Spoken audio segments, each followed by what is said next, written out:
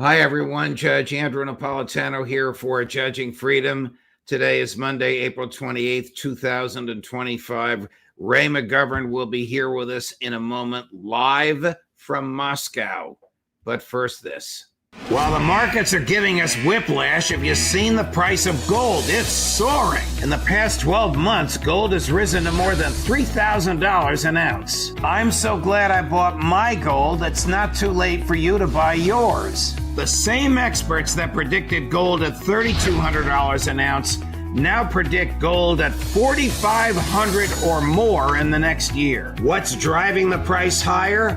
Paper currencies. All around the world, they are falling in value. Big money is in panic as falling currencies shrink the value of their paper wealth. That's why big banks and billionaires are buying gold in record amounts. As long as paper money keeps falling, they'll keep buying, and gold will keep rising. So do what I did. Call my friends at Lear Capital. You'll have a great conversation, and they'll send you very helpful information. Learn how you can store gold in your IRA tax and penalty free, or have it sent directly to your doorstep. There's zero pressure to buy, and you have a 100% risk-free purchase guarantee. It's time to see if gold is right for you. Call 800-511-4620, 800-511-4620, or go to LearJudgeNap.com and tell them your friend the judge sent you. Ray McGovern, welcome here. Welcome from Moscow. Before we get to your trip to Moscow and your perception of the Muscovite view of Donald Trump and Marco Rubio and Steve Witkoff, were you surprised that no representatives of the Israeli government attended the funeral of Pope Francis? I guess I was a little surprised. I mean, what are they trying to tell the world, that they're really, that they really are exceptional, so to speak? I don't think it made any good sense, and I think most Israeli diplomats were complaining about it. So, yeah, it was a mistake, but just a procedural one. What it reflects is the kind of hubris, or the kind of offensive attitudes that the Israeli have to international fora like that. Would Mossad have been there? Or is that a silly question because Mossad is everywhere? You answered the question, Judge. Yeah, sure, they would have somebody there. There was one picture of the president with Zelensky, and I don't know if you saw the ostensible Monsignor behind them, okay? But that was Tulsi Gabbard, okay? Be the first to know that. She was able to overhear what Trump was telling to Zelensky. I make a joke. I should make that clear. No, there is the Monsignor there, but that is not Tulsi Gabbard dressed in Monsignorial garb.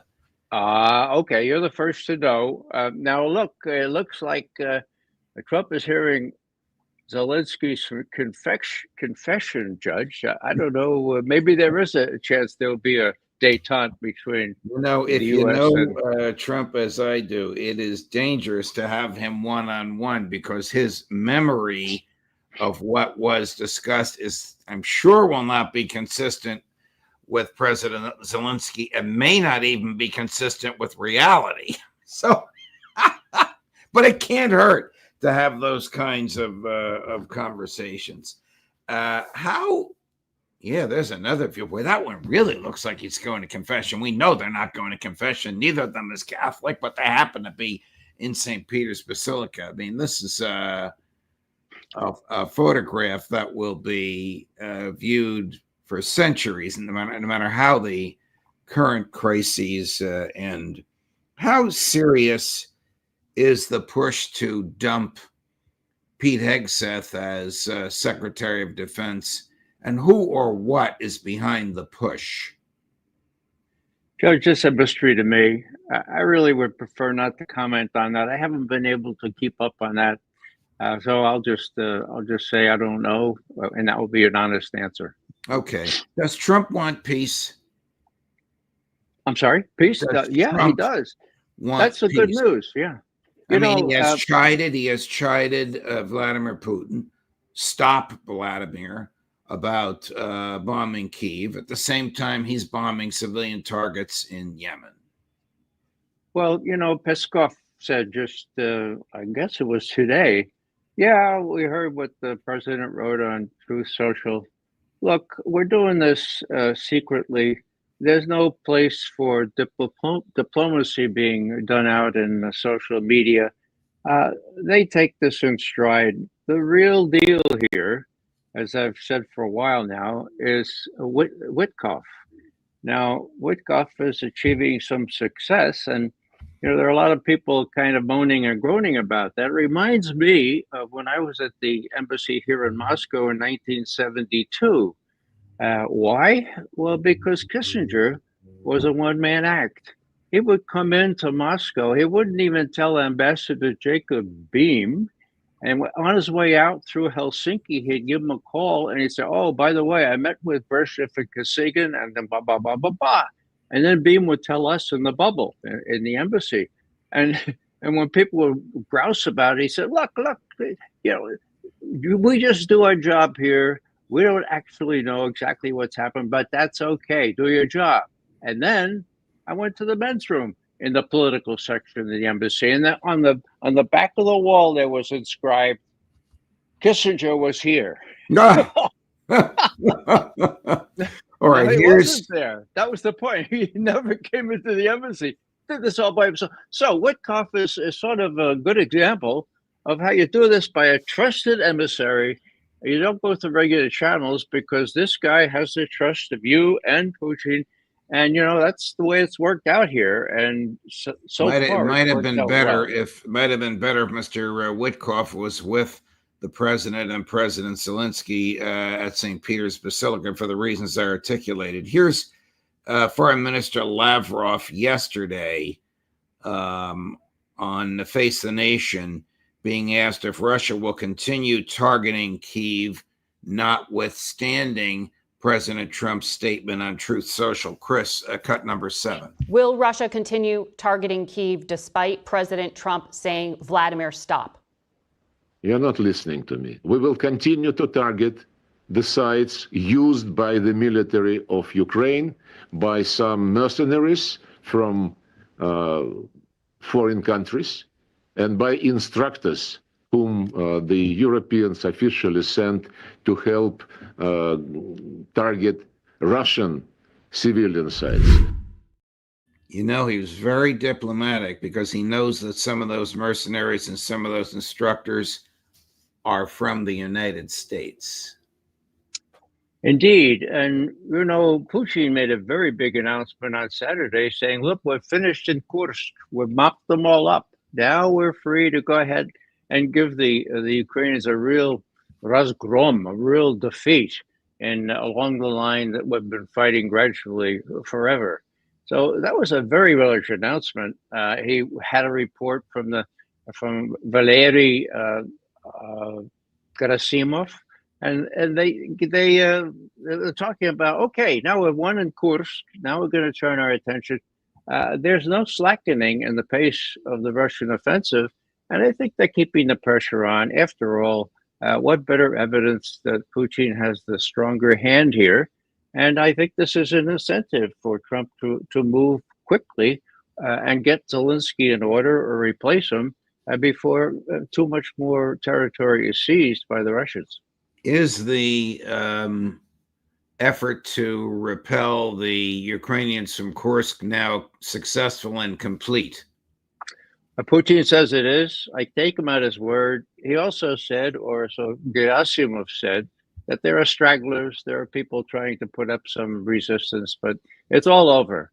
And they were crack troops. And I think, if memory serves, that Putin said there were 77,000 Ukrainian troops, most of them highly qualified, put out of action. That means killed or wounded.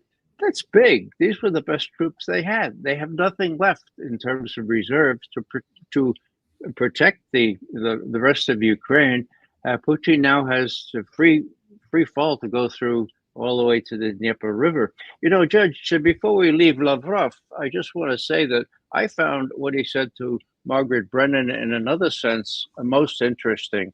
What he said when she asked about progress, yeah, there are several signs. We're moving in the right direction. But first and foremost, says Lavrov, I copied this down, President Trump is probably the only leader on earth to recognize the core interests of Russia in Ukraine when he said this was a huge mistake by Biden and the others to try to get Ukraine in NATO.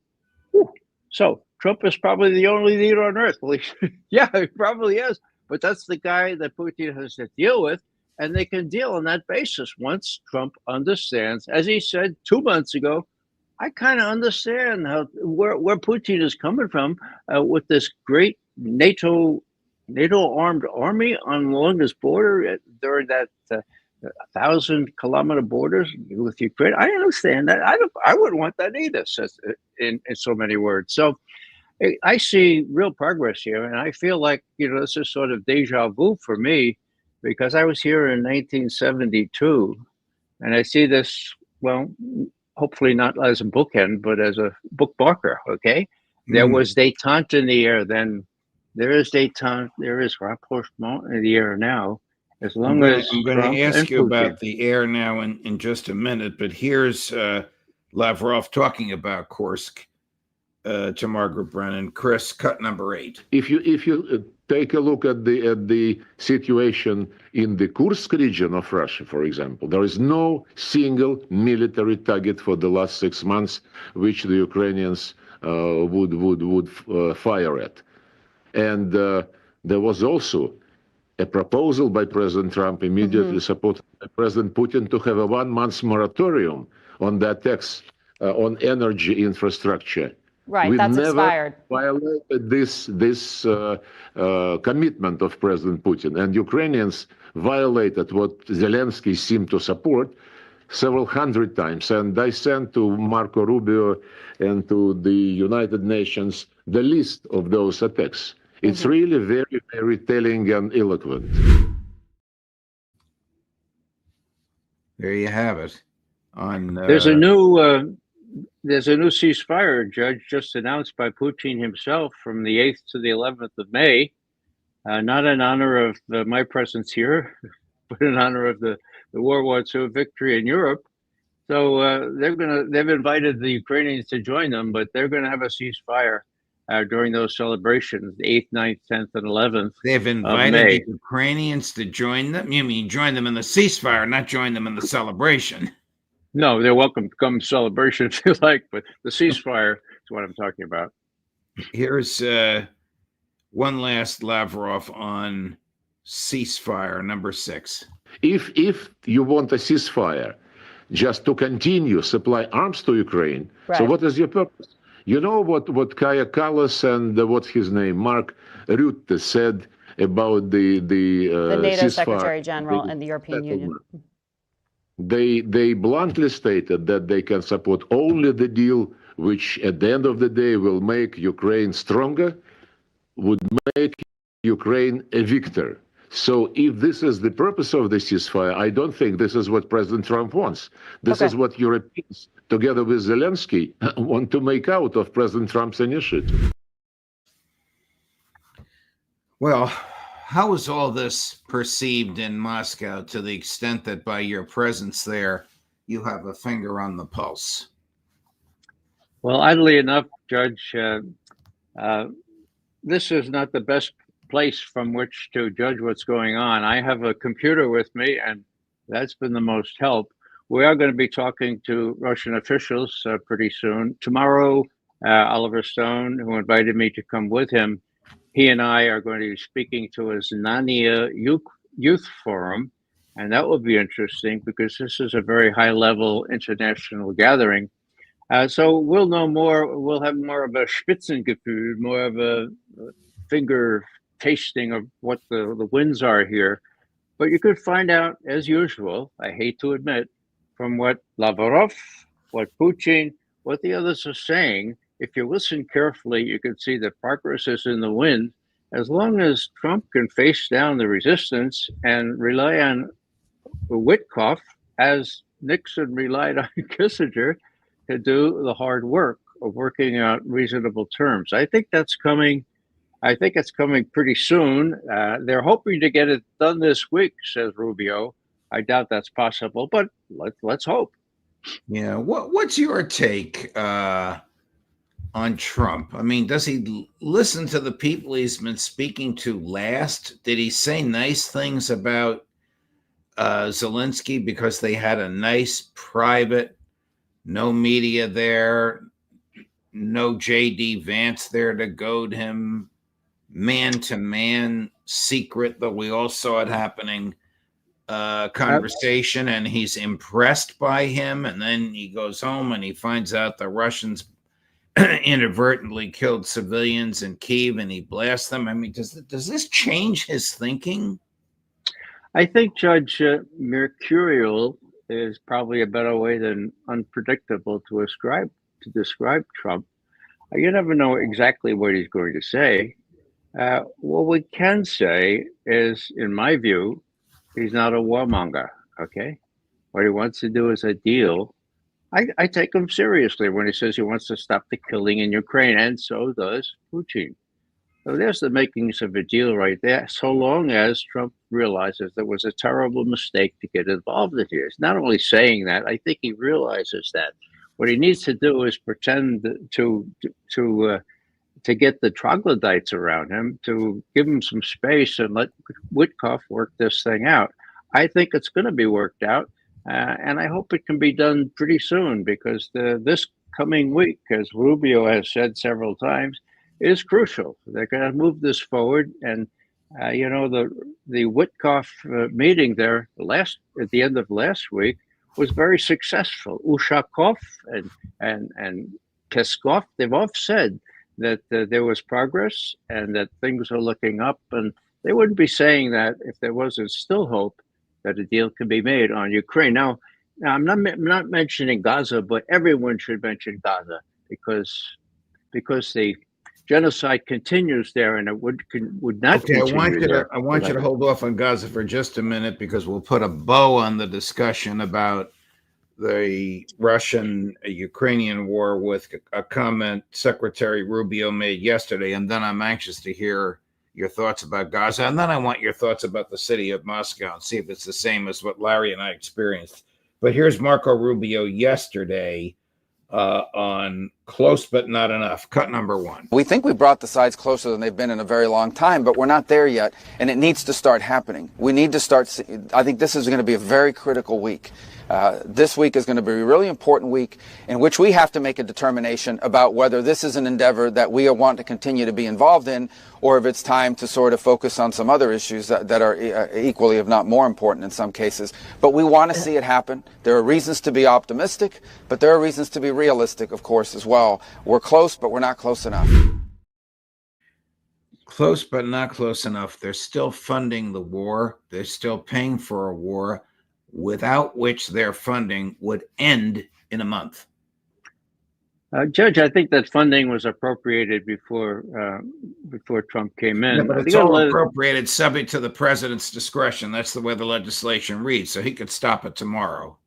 Yeah, he's trying to, he's got his own equities in Congress and elsewhere. I can understand, it's not for me to condone or think it's a good idea, but I can understand why he's keeping his powder dry. It is a negotiating tool, and it is necessary to keep some of the real crazies in Congress at bay, in my view. In the meantime, the slaughter in Gaza continues. The recrimination between members of the Knesset and Prime Minister Netanyahu continue. Yair Lapid, who's the leader of the opposition, said, sadly, I expect soon we'll be seeing Jews killing Jews. Haaretz accused Netanyahu of wanting to form a dictatorship and of lying under oath in an affidavit he submitted to the Israeli Supreme Court. Where's all that going? Well, you have the U.S. ambassador to Israel blessing genocide. I mean, he's a reverend, and he's blessing genocide explicitly. Now, well, if Americans acquiesce in that kind of thing, if we can't stand up and say, look, genocide is evil, we're against it, like the Germans couldn't way back in the 30s, then what are we worth here? This is new. This is something that needs to enter into every conversation. I'm going to do it here in Moscow as well.